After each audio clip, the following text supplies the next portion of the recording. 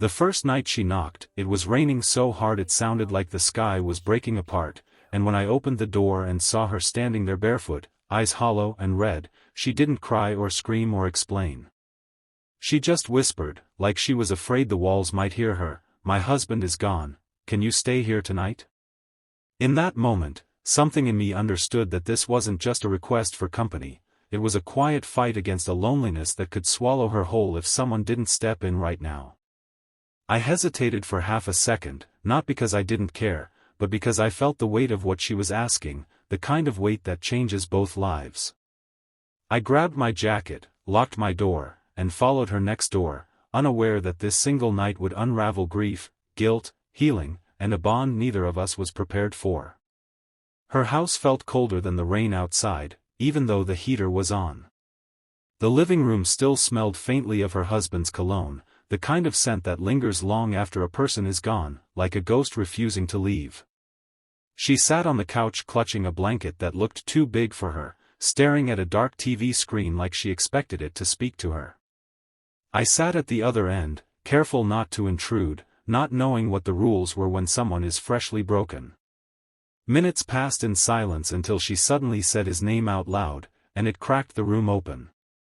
She told me how he'd gone to bed with a headache and never woke up, how the doctors said, "sudden," and "nothing you could have done," words that felt empty when repeated.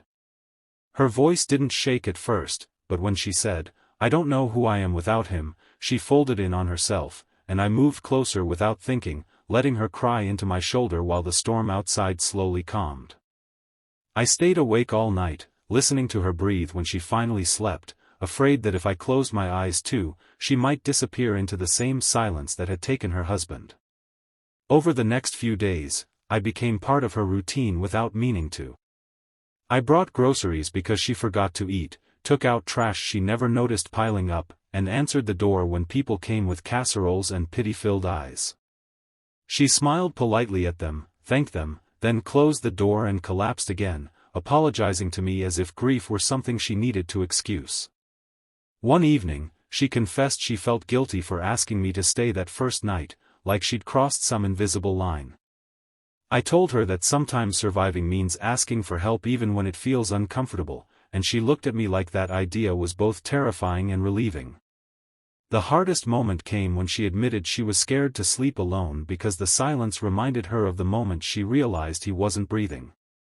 We sat on opposite ends of the bed that night, not touching, just existing together, proving to the darkness that it didn't get to win so easily. People started talking, as they always do. A neighbor made a comment about how often my car was parked outside her house, and for a moment, shame crept in, threatening to turn kindness into something ugly. I almost pulled away, almost decided it would be easier to leave her to grieve alone than to explain myself to a world that loves rumors more than truth. But then she told me she'd tried to spend a night alone and ended up sitting on the kitchen floor until morning, shaking and begging the quiet to stop. That's when I realized this wasn't about what others thought, it was about standing between someone and the edge they were dangerously close to falling over. I stayed, and slowly, the house began to feel less like a tomb and more like a place where healing could start, even if it came in painful, uneven steps. The night I thought everything was finally settling, she surprised me by saying, "I don't want you to stay tonight," and my heart dropped before she added, "I need to learn how to be alone, but I'm scared." That was the second hook life threw at us, the kind that pulls you forward instead of back.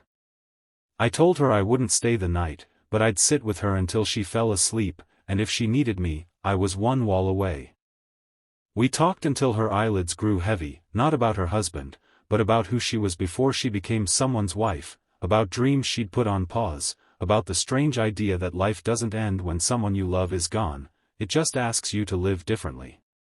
When I left her room, my chest ached, not with fear, but with a quiet pride in her courage. Weeks passed, and the grief didn't vanish, but it softened around the edges. She started cooking again, even laughing once when she burned toast and called it a personal victory. She thanked me one afternoon, standing on her porch in the sunlight, and said, "You didn't save me, you just reminded me I could save myself." Those words stayed with me longer than anything else. I realized then that staying that first night wasn't about filling a void or replacing someone who could never be replaced, it was about showing up when someone's world collapses and sitting with them in the rubble until they can stand again. On the anniversary of her husband's passing, she knocked on my door this time, holding 2 cups of coffee, her eyes sad but steady. She said, "I don't need you to stay tonight, but can you sit with me for a while?"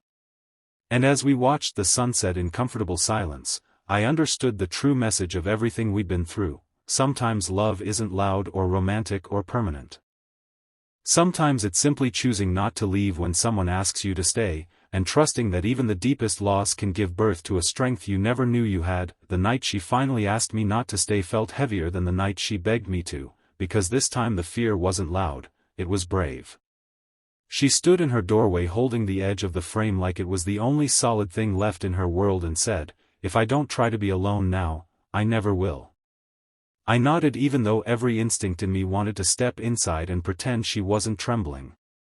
I walked back to my house, but I didn't turn on the lights. I sat on the floor near the wall we shared, listening, counting the seconds between sounds, telling myself that staying close didn't always mean staying visible. Around midnight, I heard her moving, cabinets opening, a chair scraping the floor, and my heart raced until I heard her humming softly, a broken tune but a tune nonetheless. It was the first sign that the silence no longer owned her completely. The days that followed tested both of us in quieter ways. Grief stopped screaming and started whispering, sneaking into ordinary moments, when she found one of his old shirts while doing laundry, when she reached for her phone to text him about something small and remembered she couldn't. Sometimes she'd come over just to sit at my table and drink tea without saying a word, and I learned that presence didn't require conversation. Other times she pushed me away gently, insisting she needed space, and I had to fight the urge to rescue her from pain that she needed to feel in order to heal.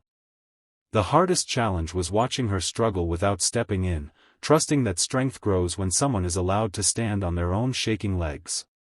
One evening, she broke down in my kitchen, admitting she felt guilty for moments of laughter, like smiling was a betrayal to the man she loved. I told her something I'd never said out loud before, that loving someone deeply doesn't mean freezing your life at the moment they leave. I watched her wrestle with that truth, tears falling not from sadness alone but from the relief of being allowed to live again. Slowly, she began reclaiming pieces of herself, taking morning walks, planting flowers in her yard where everything had once felt dead, even talking about future plans without immediately apologizing for them. The real turning point came when she invited friends over for dinner for the first time since the funeral. She was nervous, pacing, afraid the house would feel wrong without him.